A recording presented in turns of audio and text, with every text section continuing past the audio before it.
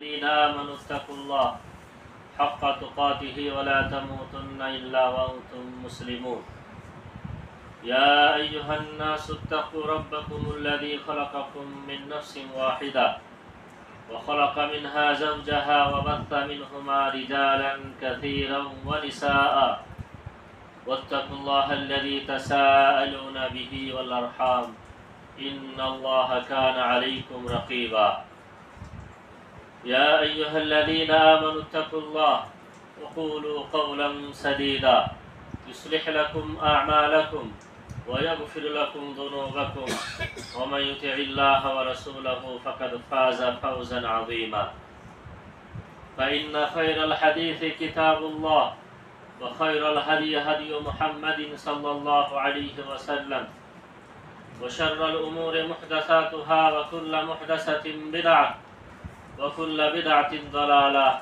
وكل ضلالة في النار أما بعد أعوذ بالله من الشيطان الرجيم بسم الله الرحمن الرحيم وما آتاكم الرسول فخذوه وما نهاكم عنه فانتهوا وقال رسول الله صلى الله عليه وسلم من عمل عملا ليس عليه أمرنا فهو رد أو كما قال عليه الصلاة والسلام শ্রদ্ধেয়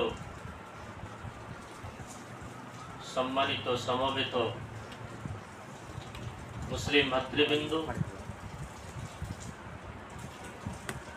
যাবতীয় প্রশংসা তারিফ আল্লাহ সুবহানাহু ওয়া তাআলার জন্য, যে রব্বুল ইজ্জত আমাদেরকে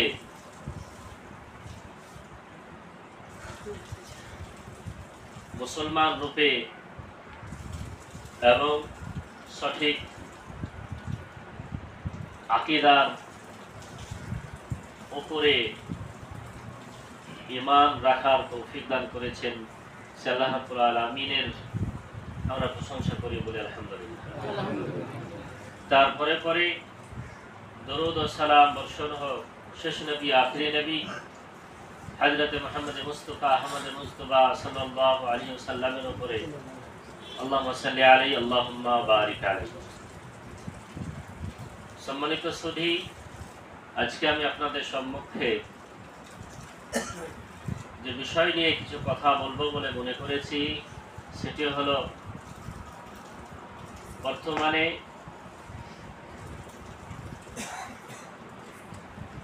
মুসলিম যুবকদের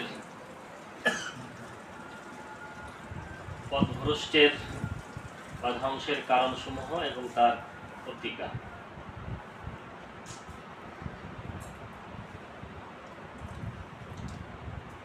সম্মানিত সুধী, আমি আমার বক্তব্য আরম্ভ করার পূর্বে একটি গুরুত্বপূর্ণ বিষয়ের দিকে আপনাদের ইঙ্গিত করতে চাই। সেটি হলো, আমরা সকলেই শিক্ষিত মানুষ, ভারতবর্ষে বসবাস করছি। আমরা জানি বা শুনেছি যে ভারতবর্ষ বা ভারত সরকার ওয়াকফ সংশোধনী বিল এ নিয়ে তারা চর্চা করছে, বা যে অ্যাক্ট আগে থেকে তৈরি রয়েছে তাতে তারা কিছু সংশোধন করতে চাইছে, যার ফলে যদি সংশোধন তারা করতে সক্ষম হয় বা সাকসেস হয়ে যায়, তাহলে আমাদের যে ওয়াকফের সম্পত্তি রয়েছে, মুসলমানদের জন্য যে ওয়াকফের সম্পত্তি রয়েছে, তাতে আমাদের প্রচণ্ড ক্ষতি বা একেবারে অনেক লস হয়ে যাবে। যে ওয়াকফ এটি কি জিনিস? সংক্ষিপ্তভাবে, ওয়াকফ এটি আরবি শব্দ, যার শাব্দিক অর্থ হলো আল হাবস ওয়াল মানা, মানে বিরত থাকা এবং দূরে থাকা। যেমন আপনি আপনার নিজস্ব সম্পত্তি থেকে, নিজস্ব জমি জায়গা থেকে 1 কাঠা হোক বা 2 কাঠা হোক আল্লাহর রাস্তায় দান করে দিলেন। দান করে দিলেন, তারপর ওই জমি থেকে যা ফসল হবে, যা উপার্জন হবে, যা লাভ বা প্রফিট হবে, তা থেকে আপনি নিজেকে বিরত রাখবেন, তা থেকে আপনি নিজেকে দূরে সরিয়ে রাখবেন। এটা একটা মফহুম হতে পারে। আর একটা মফহুম হতে পারে যে ওয়াকফ, এর সঙ্গে আপনি যে সম্পত্তি ওয়াকফ করবেন আল্লাহর রাহে, আল্লাহর জন্য, আল্লাহর নৈকট্যের জন্য, সেই সম্পত্তি কখনো বিক্রি করা হবে না। লা ইউবা ওয়ালা ইউহদা, ওয়াকফের সম্পত্তি কোনোদিন বিক্রি করা হয় না, এবং ওয়াকফের সম্পত্তি আপনি কাউকে হাদিয়া বা হেবা বা গিফট করতে পারেন না। ওটা শুধুমাত্র আল্লাহর জন্যই হবে, জনসাধারণের স্বার্থে হবে। যে কাজে আল্লাহ রাব্বুল আলামিন সন্তুষ্ট হবেন ওই কাজেই আমাদেরকে ওটি ব্যবহার করতে হবে। যেমন ধরেন, জমি দান করেছেন আপনি আল্লাহর রাস্তাতে, সেখানে মসজিদ নির্মাণ হয়েছে। এই মসজিদ আপনার হবে না, বা আপনার ছেলে মেয়েদের হবে না, বা আপনার আত্মীয় স্বজনদের তাতে কোনো মালিকত্ব বা আধিপত্য থাকবে না। সেটি হবে শুধুমাত্র এক আল্লাহ রাব্বুল আলামিনের জন্য। আর এই ওয়াকফ করতে ইসলাম আমাদেরকে উদ্বুদ্ধ করেছে, ইসলাম আমাদেরকে উদ্বুদ্ধ করেছে। এই ওয়াকফের ফায়দাতে বা বেনিফিটে যদি দরিদ্র, মিসকিন, গরিব এদের উপকার হয়, তাতে আমাদেরকে একটু গুরুত্ব দিয়ে সে কাজ করার দিকে আল্লাহ রাসূল সাল্লাল্লাহু আলাইহি সাল্লাম আমাদেরকে উদ্বুদ্ধ করেছেন। আমরা হাদিস শুনেছি যে আল্লাহ রাসূল সাল্লাল্লাহু আলাইহি সাল্লাম বলেছেন, ইযা মাতাল ইনসানু ইনকাতা আনহু আমালুহু ইল্লা মিন সালাত। মানুষ যখন মারা যায়, যখন মরে যায়, তার সমস্ত আমল, সমস্ত কিছু বন্ধ হয়ে যায়, স্থগিত হয়ে যায়, স্টপ হয়ে যায়। কিন্তু 3টে জিনিস এমন রয়েছে যে 3টে জিনিস আপনার মৃত্যুর পরেও তার সওয়াব, তার পুণ্য আপনি পেতেই থাকেন। আও সাদাকাতিন জারিয়াতিন, তার মধ্যে একটি হলো সাদাকায়ে জারিয়া। কোন জমি সম্পত্তি আপনি আল্লাহর রাস্তায় দান করে গেছেন, সেটি হলো সাদাকায়ে জারিয়া, বা সেটি হবে ওয়াকফ। আপনার অনেকগুলি আমের বাগান আছে, ওই আমের বাগানের মধ্যে থেকে একটি আমের গাছ আপনি আল্লাহর রাস্তায় ওয়াকফ করে দিয়েছেন। তো ওই আমের গাছে যতগুলি আম ধরবে, ওই আম আল্লাহর জন্য হবে। অর্থাৎ যারা অভাবী, যারা দরিদ্র, যারা একেবারে নিঃস্ব, তারা সেই আম থেকে উপকৃত হবে বা আম খাবে। ওই একটি গাছের আম যদি আল্লাহর রাস্তায় ওয়াকফ করে থাকেন, তাহলে আপনি বা আপনার ছেলে বা আপনার আত্মীয় স্বজন বা আপনার রিশতেদার কেউ ওই ফল থেকে, ওই গাছের ফল আপনি খেতে পাবেন না। এই রূপ হলো ওয়াকফ, বা এটিকে বলা হয় ওয়াকফ, যে আসল জিনিস কখনো বিক্রি হবে না, তা থেকে যেটা বেনিফিট হবে, যেটা ফায়দা হবে, সেটি জনস্বার্থে বা জনসাধারণের স্বার্থে, আল্লাহ রাব্বুল আলামিনের কাজে, নেকির কাজে ব্যবহৃত হবে।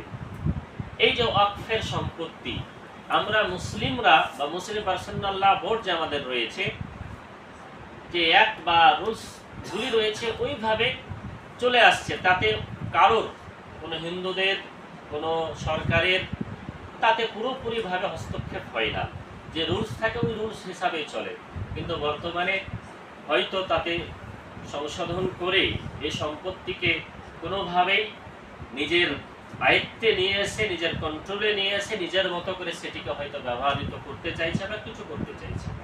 এতে আমাদের অনেক অনেক অনেক লস। অতএব এই অ্যাক্টকে বা এই সংশোধন বিলকে প্রত্যাখ্যান করার জন্য অনলাইন ভোটিং চলছে, আপনারা করেছেন আশা করি, মেল পাঠাতে হচ্ছে। যারা করেননি অবশ্যই করবেন। ইনশাআল্লাহ আমাদের মুসলিমের সংখ্যার ভোটে সে বিল হয়তো স্থগিত হয়ে যাবে ইনশাআল্লাহ। এটি হলো আমার বক্তব্যের শুরুর একটি দিক। সুপ্রসিদ্ধ মণ্ডলী, আমার যেটা আলোচ্য সূচি সেটি হলো যুব সমাজ আজ এত ধ্বংসের দিকে কেন?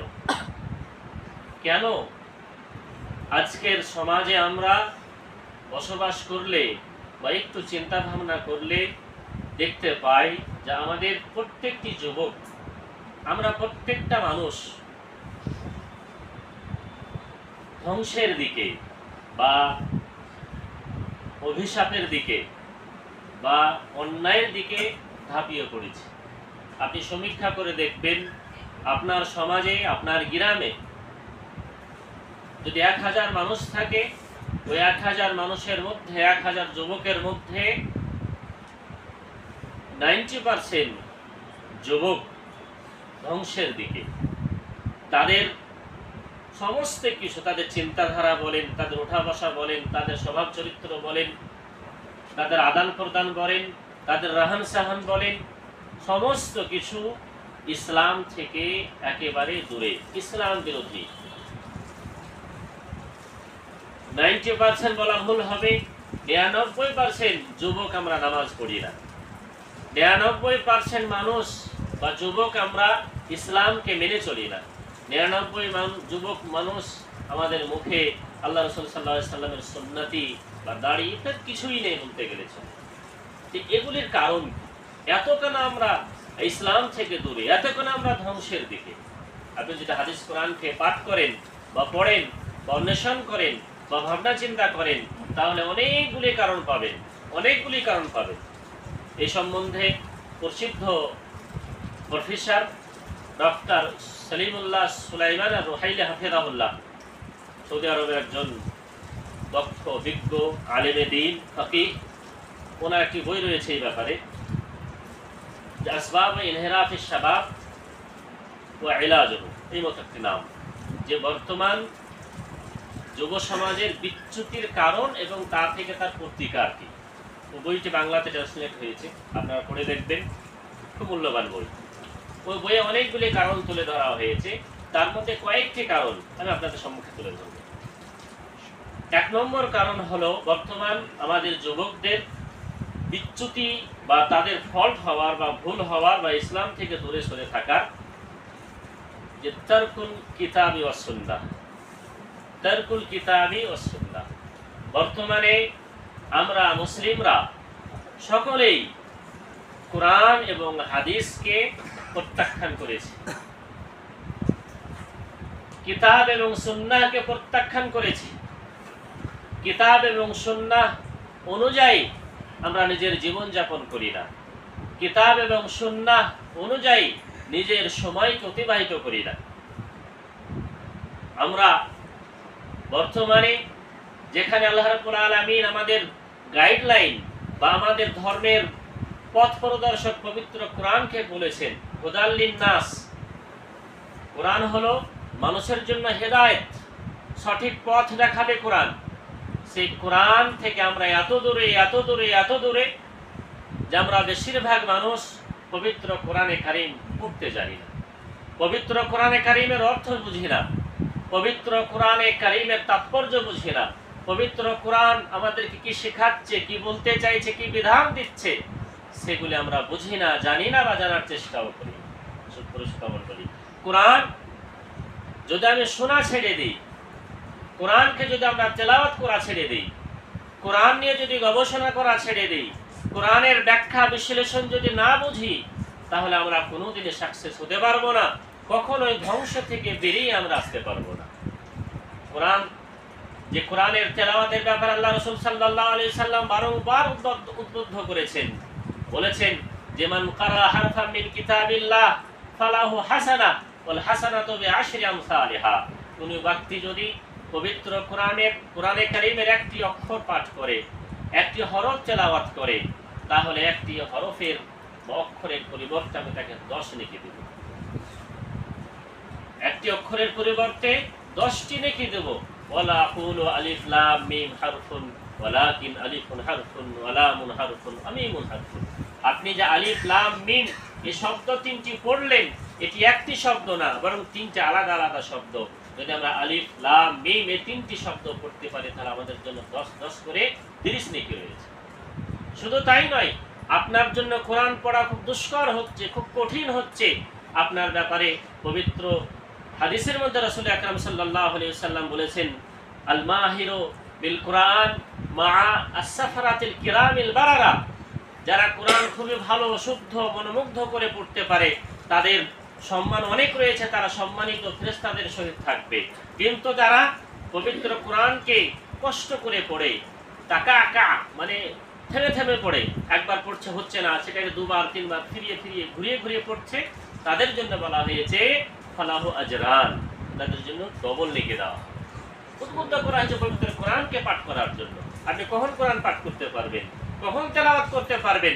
যখন আপনি শিখবেন, যখন আপনি শেখার চেষ্টা করবেন। আর এই শেখার ব্যাপারে আল্লাহ রাসূল সাল্লাল্লাহু আলাইহি সাল্লাম বলেছেন, খায়রুকুম মান তাআল্লামাল কুরআনা ওয়া আল্লামা। তোমাদের মধ্যে তারাই উত্তীর্ণ বা তারাই সাকসেস বা তারাই উত্তম যারা নিজে কোরআন শিখলো এবং অপরকে শেখালো। নিজে কোরআন শিখলো এবং অপরকে শেখালো। ইসলাম আমাদেরকে এটাই শিক্ষা দেয় যে আমরা শিখবো, শেখার পরে অন্যজনকে শেখাবো, অন্যজনকে জানাবো। আল্লাহ রাব্বুল আলামিন সূরা আসর অবতীর্ণ করেছেন, ওয়াল আসরি ইন্নাল ইনসানা লাফি খুসর ইল্লাল্লাযিনা আমানু ওয়া আমিলুস সালিহাত ওয়া তাওয়াসাউ বিল হাক্কি ওয়া তাওয়াসাউ বিস সাবর।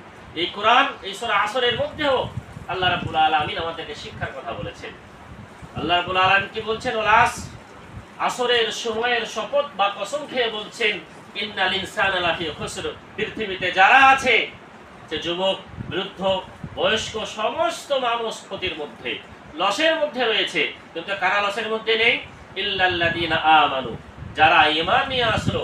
মুফাসসিরিনগণ এখানে আমানুর অর্থ করেছেন আই তালাবুল ইলমা, যারা শিক্ষা অর্জন করলো, যারা জ্ঞান অর্জন করলো, জ্ঞান অর্জন করার পরে ওয়া আমিলুস সালিহাত, নেকির কাজ করলো, সৎ কাজ করলো।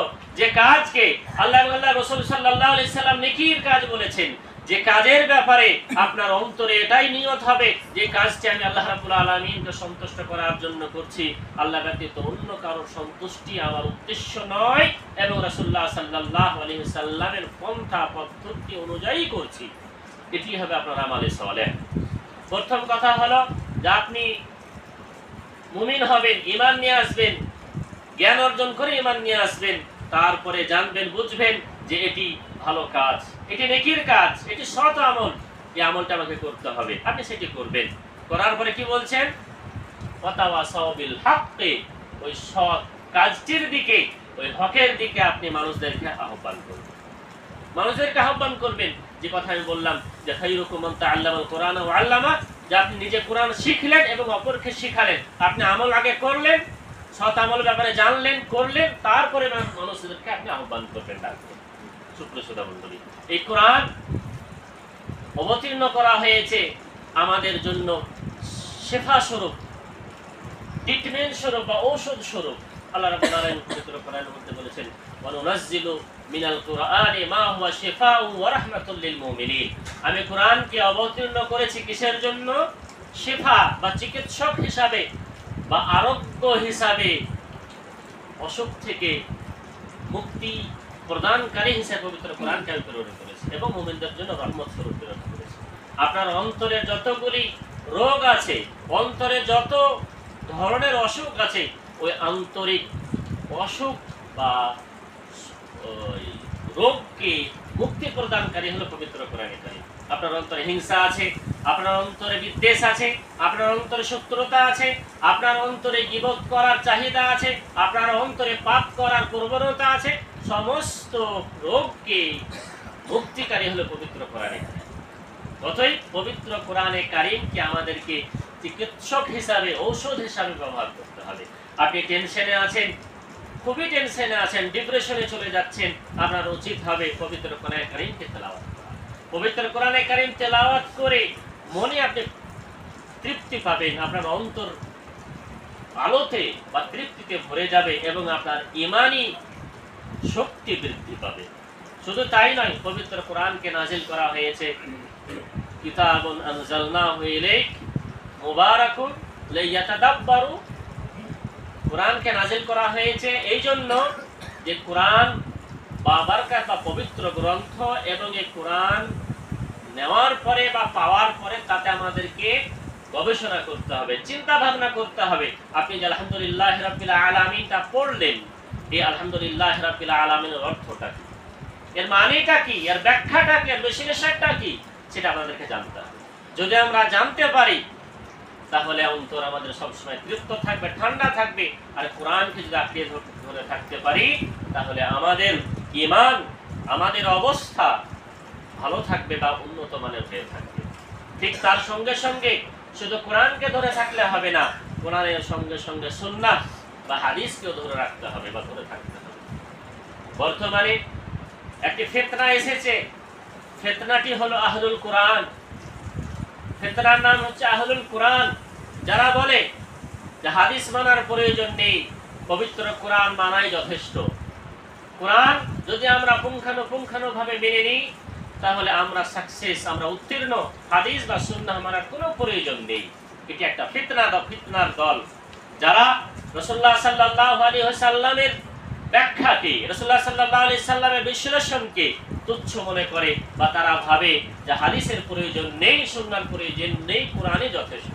সুপ্রসিদ্ধ মণ্ডলী, আল্লাহ রাব্বুল আলামিন আমাদেরকে নামাজ পড়ার আদেশ করেছেন, নামাজ আমাদের উপরে ফরজ করেছেন 5 ওয়াক্তের, কিন্তু যোহরের কয় রাকাত নামাজ, আসরের কয় রাকাত নামাজ, সিজদা কিভাবে দিবেন, সিজদাতে কি বলবেন, সেটা কিন্তু কোরআনে কোথাও নেই। সেটার জন্য আপনাকে হাদিসের দিকে অগ্রসর হতে হবে, হাদিস দেখতে হবে। যাকাত ওয়াজিব করেছেন আল্লাহ রাব্বুল আলামিন, তো যাকাত আপনি কখন দিবেন, কিভাবে দিবেন, কতটা মাল হলে দিবেন, তার পদ্ধতি কি, ইত্যাদি ইত্যাদি, তার বিস্তারিত ডিটেইলস আপনাকে হাদিসের দিকে যেতে নিতে হবে।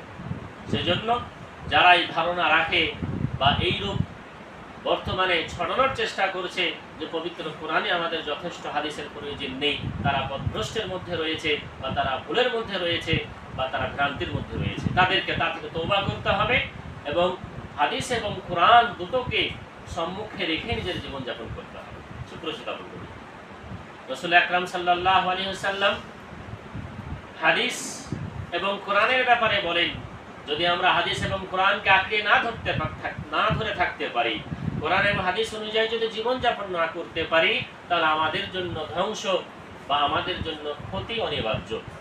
আল্লাহ রাসূল সাল্লাল্লাহু আলাইহি ওয়াসাল্লাম বিদায় হজের দিনে 1 লক্ষের বেশি সাহাবাদের সম্মুখে ভাষণ দিয়ে বলেছিলেন, তারাকতু ফীকুম আমরাইন লান তাদিল্লু মা তামাসসাকতুম বিহিমা কিতাবাল্লাহি ওয়া সুন্নতি।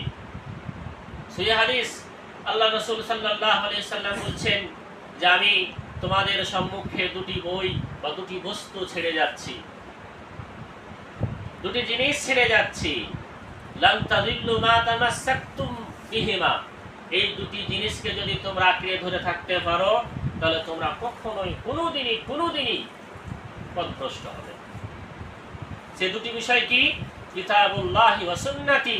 1 নম্বর হলো পবিত্র কোরআনে কারীম, আর দ্বিতীয় হলো প্রিয় নবী সাল্লাল্লাহু আলাইহি সাল্লামের সুন্নাহ। আল্লাহ রাব্বুল আলামিন পবিত্র কোরআনে বলেন, যারা ভাবে যে শুধু আমি কোরআনকে মানব, হাদিসকে মানব না, তাদের ব্যাপারে বলেন, ফালিয়াহদারিল্লাযীনা ইউখালিফুনা আন আমরিহি আন তুসিবাহুম ফিতনা আও তুসিবাহুম আযাবুন আলীম। তাদের ভয় করা উচিত যারা প্রিয় নবী সাল্লাল্লাহু আলাইহি সাল্লামের বিধানের বাইরে যায়। যারা নবী আকরাম সাল্লাল্লাহু আলাইহি সাল্লামের বিধানের বাইরে যাবে, তাদের কি অবস্থা হতে পারে? আন তুসিবাহুম ফিতনা, হতে পারে তাদেরকে কোনো ফিতনা এসে ধরে নেবে, আও তুসিবাহুম আযাবুন আলীম, কিংবা আল্লাহর পক্ষ থেকে তাদের জন্য শাস্তি চলে আসতে পারে। অন্য জায়গায় বলেছেন, ওয়া মান ইউশাকিকির রাসূলা মিন বা'দি মা তাবায়্যানা লাহুল হুদা, যারা বিরোধিতা করে, যারা মুখালিফাত করে রাসূল আকরাম সাল্লাল্লাহু আলাইহি সাল্লামের, কখন? মিন বা'দি মা তাবায়্যানা লাহুল হুদা, যখন হেদায়েত চলে আসে, যখন কোরআনে কারীম চলে আসে, যখন সঠিক দিক চলে আসার পরে যদি কেউ রাসূল আকরাম সাল্লাল্লাহু আলাইহি সাল্লামের বিরোধিতা করে, ওয়াত্তাবি গায়রা সাবিলিল মুমিনিন, রাসূল আকরাম সাল্লাল্লাহু আলাইহি সাল্লামের যে রাস্তা, মুমিনদের যে রাস্তা, মুমিনদের যে চলার পথ, ওই চলার পথের বিরোধিতা যদি করতে চায় বা অন্য পথ যদি অনুসন্ধান করতে চায়, নুআল্লিহি মা তাওয়াল্লা, তাহলে আমি তাদেরকে ওই মতই করে দেব যে মত ওরা চাইছে, তাহলে তাদেরকে আমি পথভ্রষ্ট করে দেব। তারপরে বলেন কি, অনুসলিহি জাহান্নাম ওয়া সাআত মাসিরা, এবং তাদেরকে আমি জাহান্নামে নিক্ষেপ করে দেব, আর জাহান্নাম অত্যন্ত নিকৃষ্ট বাসস্থান, থাকার জায়গা। এই আয়াতের মধ্যেও আল্লাহ রাব্বুল ইজ্জত আমাদেরকে কোরআনের সঙ্গে সঙ্গে রাসূল আকরাম সাল্লাল্লাহু আলাইহি সাল্লামের সুন্নাহ, রাসূল আকরাম সাল্লাল্লাহু আলাইহি সাল্লামের হাদিসকে আঁকড়ে ধরে থাকতে বলছেন। রাসূল আকরাম সাল্লাল্লাহু আলাইহি সাল্লাম অন্য জায়গায় বলে, ফামান রাগিবা আন সুন্নতি ফালাইসা মিন্নি, যে ব্যক্তি আমার সুন্নাহ থেকে, আমার কর্ম থেকে, আমার পথ অনুসরণ করা থেকে অনিচ্ছা জাগালো বা আমার পথের বাইরে গেল, ফালাইসা মিন্নি, তার জন্য ভৎসনা স্বরূপ বলা হয়েছে যে সে ব্যক্তি আমার উম্মতি নয়। যে ব্যক্তি রাসূল আকরাম সাল্লাল্লাহু আলাইহি সাল্লামের পথকে পাওয়ার পরে, রাসূল আকরাম সাল্লাল্লাহু আলাইহি সাল্লামের বর্ণিত পদ্ধতিকে পাওয়ার পরে অন্য কোনো পথকে, অন্য কোনো পদ্ধতিকে যদি সে অবলম্বন করে, তাহলে সে উম্মতের অন্তর্ভুক্তি হয়। সে উম্মতি হতে পারে না রাসূল আকরাম সাল্লাল্লাহু আলাইহি সাল্লামের। কারণ হলো এই, যার মধ্যে রাসূল আকরাম সাল্লাল্লাহু আলাইহি সাল্লামের সিরাত থাকবে, চরিত্র থাকবে, যে রাসূল আকরাম সাল্লাল্লাহু আলাইহি সাল্লামকে আইডিয়া বলে মেনে নেবে, সে রাসূল আকরাম সাল্লাল্লাহু আলাইহি সাল্লামের পথ ব্যতীত অন্য পথে কোনোদিনই যেতে পারে না। যে ব্যক্তি রাসূল আকরাম সাল্লাল্লাহু আলাইহি সাল্লামের পথ ব্যতীত অন্য পথে হাঁটবে, অন্য পদ্ধতিতে ইবাদত বন্দেগী করবে, অন্যভাবে কাজকর্ম করবে, তার ইবাদত, তার পূজা পাঠ, তার দান খায়রাত, তার কিছুই কবুল হবে না। আল্লাহ রাব্বুল আলামিন রাসূল সাল্লাল্লাহু আলাইহি সাল্লাম হাদিসের মধ্যে বলেন, মান আমিলা আমালান লাইসা আলাইহি আমরুনা ফাহুয়া রাদ্দুন। যে ব্যক্তি এমন কোন কাজ করলো, যে কাজ রাসূলুল্লাহ সাল্লাল্লাহু আলাইহি সাল্লামের পদ্ধতি অনুযায়ী না, যে কাজ রাসূল আকরাম সাল্লাল্লাহু আলাইহি সাল্লামের পন্থার বিরুদ্ধে, ফাহুয়া রাদ্দুন, সে কাজটি হবে প্রত্যাখ্যাত, সে কাজটি হবে রিজেক্টেড, সে কাজটি কখনোই কবুল করবেন না আল্লাহ রাব্বুল আলামিন। আপনি যে কাজ করছেন, যে ইবাদত করছেন, যে ইবাদতে ব্যস্ত আছেন, সেই ইবাদতটি আপনাকে মাপকাঠি হলো আপনার হাদিস এবং কোরআন। হাদিস কোরআনে তার যদি প্রমাণ পাওয়া যায়, তার যদি দলিল পাওয়া যায়, তাহলে সেই কাজটি আপনার প্রমাণিত এবং সেই কাজটি কবুল হবে ইনশাআল্লাহ। আর কোন কাজ করছেন, কোন ইবাদত করছেন, সেটাকে আপনি ইবাদত ভাবছেন, সেটি রাসূল আকরাম সাল্লাল্লাহু আলাইহি সাল্লাম ইবাদত বলেননি, সেটা আল্লাহ রাব্বুল আলামিন ইবাদত বলেননি, তাহলে সেই কাজটি আপনার বিদআত হবে। সেই কাজটি আপনার বিদআত হবে, দ্বীনের মধ্যে, ধর্মের মধ্যে নতুন আবিষ্কৃত জিনিস। যেমন আপনি বর্তমানে এই মাসে আপনাদের ঈদ মিলাদুন নবী হলো। ঈদ মিলাদুন নবীর প্রমাণ আপনি হাদিস এবং কোরআনে পাচ্ছেন কি পাচ্ছেন না? রাসূল আকরাম সাল্লাল্লাহু আলাইহি সাল্লামের যারা সাহাবী, সেই সাহাবীরা এই কাজটি করেছেন কি করেননি? আমাদের সালাফেরা এই কাজটি করেছেন কি করেননি? তার প্রমাণ আমাকে হাদিস এবং কোরআনে খুঁজে দেখতে হবে, বা সাহাবা একরামদের জীবনী পড়ে দেখতে হবে যে সেই যুগে রাসূল আকরাম সাল্লাল্লাহু আলাইহি সাল্লামের জন্মদিবস, ওই দিনকে সম্মান দিয়ে, ওই দিনকে অত্যন্ত ভালো ভেবে, বরকতময় দিন ভেবে, সেই দিনে কোনো অনুষ্ঠান, সেই দিনে কোনো সেলিব্রেশন, বা সেই দিনে রাসূল আকরাম সাল্লাল্লাহু আলাইহি সাল্লামের জন্মদিবস পালন হয়েছে আমাদেরকে দেখতে হবে। এই জন্য বলছি যে আল্লাহ রাসূল সাল্লাল্লাহু আলাইহি সাল্লাম হাদিসের মধ্যে আমাদেরকে আদেশ করেছেন যে ইন্নাহু মাইয়াইশ মিনকুম ফাসায়ারা ইখতিলাফান কাসীরা। আল্লাহ রাসূল সাল্লাল্লাহু আলাইহি সাল্লাম সাহাবাদেরকে বলছেন যে আমার মরার পরে তোমাদের মধ্যে যারা জীবিত থাকবে, আশা করে তারা দেখতে পাবে, কি দেখতে পাবে? বিভিন্ন প্রকারের ইখতিলাফ, বিভিন্ন প্রকারের মতভেদ, বিভিন্ন প্রকারের নতুন নতুন ইবাদত যখন পদ্ধতি যখন দেখতে পাবে, তখন আল্লাহ রাসূল সাল্লাল্লাহু আলাইহি ওয়াসাল্লাম হুকুম দিলেন কি, ফাআলাইকুম বিসুন্নতি, তোমাদের করণীয় হবে ফিতনার সময়, মতভেদের সময়, ইখতিলাফের সময়, বিদআতের সময়, ফাআলাইকুম বিসুন্নতি, তোমাদের করণীয় হবে আমার সুন্নতকে আঁকড়ে ধরে রাখা। রাসূল আকরাম সাল্লাল্লাহু আলাইহি সাল্লামের হাদিসকে, সুন্নাহকে, পথকে, পদ্ধতিকে আঁকড়ে ধরে থাকতে হবে। দুর্বল ভাবে ধরে থাকলে হবে না, শক্ত করে ধরে থাকতে হবে। আল্লাহ রাসূল বলেছেন ওয়া'আদু আলাইহা বিন নাওয়াজিজ, একেবারে শক্তিশালী ভাবে ধরে থাকো। নাওয়াজিজ বলা হয় চাওয়ালের দাঁতকে। যে কোনো জিনিস শক্ত যখন হাড় হয়, দেখবেন আমরা মাংস খাই বা গোশত খাই, তখন সামনেকার দাঁতে হাড় চিবাই না, কারণ এর শক্তিটা কম থাকে। সেই হাড়টাকে আমরা চাউলের দাঁতে নিয়ে যাই, সেখানে চিবাই, কারণ চাউলের দাঁতে বেশি শক্তি। আল্লাহ রাসূল সাল্লাল্লাহু আলাইহি ওয়াসাল্লাম বললেন যেমন চাওয়ালের দাঁতে বেশি শক্তি থাকে, আদু আলাইহা বিন নাওয়াজিজ, শক্ত করে আল্লাহ রাসূল সাল্লাল্লাহু আলাইহি সাল্লামের সুন্নাতকে, পদ্ধতিকে, পন্থাকে ধরে রাখতে বললেন। তার সঙ্গে সঙ্গে কি বললেন? আলাইকুম বিসুন্নতি ওয়া সুন্নাতিল খুলাফাইর রাশিদিন আল মাহদিয়্যিন, আমার সুন্নতের সঙ্গে সঙ্গে আমার সাহাবা একরামদের যারা হেদায়েতের উপরে ছিল, যারা খলিফা ছিলেন, তাদের পদ্ধতিকে তোমরা আঁকড়ে ধরে থাকো। আর আল্লাহ রাসূল সাল্লাল্লাহু আলাইহি ওয়াসাল্লাম বলেছেন যে খায়রুল কুরুনি কারনি সুম্মাল্লাযীনা ইয়ালুনাহুম সুম্মাল্লাযীনা ইয়ালুনাহুম, উত্তম পিরিয়ড বা উত্তম সময় হলো রাসূলুল্লাহ সাল্লাল্লাহু আলাইহি সাল্লামের জীবদ্দশার সময়। তারপরে কি রাসূল সাল্লাল্লাহু আলাইহি সাল্লামের পরের মৃত্যুর পরের পিঢ়ি অর্থাৎ সাহাবায়ে কেরামরা, তারপরের পিঢ়ি অর্থাৎ তাবিঈন পিঢ়ি। এই তিনটে যুগকে সবথেকে মূল্যবান এবং সবথেকে ভালো যুগ বলা হয়েছে, উত্তম যুগ বলা হয়েছে। এই যুগের যিনারা রয়েছিলেন রাসূল আকরাম সাল্লাল্লাহু আলাইহি সাল্লামের সাহাবারা, তাবিঈনরা, তাদের পথকে যারা অনুসরণ করে চলে এসেছিলেন তাবিঈনরা, এরা কি কোনোদিনই আল্লাহ রাসূল সাল্লাল্লাহু আলাইহি সাল্লামের এই জন্মদিবস ঈদ মিলাদুন নবী পালন করেছিলেন? আপনি ইতিহাস পড়ে দেখুন, কোথাও খুঁজে পাবেন না যে রাসূল আকরাম সাল্লাল্লাহু আলাইহি সাল্লাম নিজের নবী হওয়ার পরে 23 বছর ধরে জীবিত ছিলেন, তার জীবদ্দশায় কোনোদিন এই দিনকে সেলিব্রেশন করেছিলেন বা আমরা যেভাবে ভণ্ডামি করি এভাবে করেছিলেন। তারপরে সাহাবায়ে কেরামদের জীবনী পড়ুন, তিনাদের জীবনী পড়ে দেখুন কোন সাহাবী করেছিলেন কি করেননি। সেই কেবারে সাহাবীন বলেন আর সেগারে সাহাবী বলেন, বড় সাহাবী বলেন আর ছোট সাহাবী বলেন, কেউ তিনারা করেননি।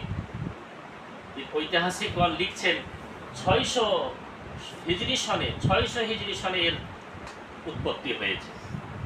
যে জিনিস সাহাবায়ে কেরামরা করেননি, যে জিনিস রাসূল আকরাম সাল্লাল্লাহু আলাইহি সাল্লাম আমাদেরকে করতে বলেননি, সেই জিনিস আমরা কেন এত মাথা ব্যথা, কেন আমরা অত গুরুত্ব দিয়ে সেটিকে পালন করব? আমাদের ইসলামে ঈদের দিন নির্ধারিত করে দিয়েছেন।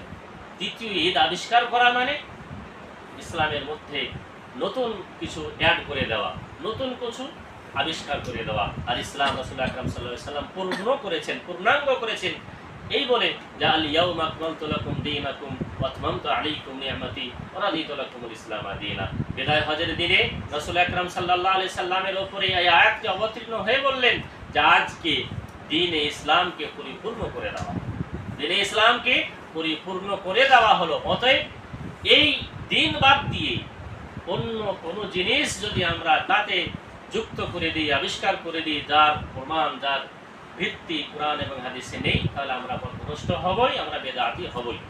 আল্লাহ রাব্বুল আলামিন আমাদের সকলকে সঠিকভাবে হাদিস কোরআনকে বুঝে তার উপরে আমল করার তৌফিক দান করেন। আমিন।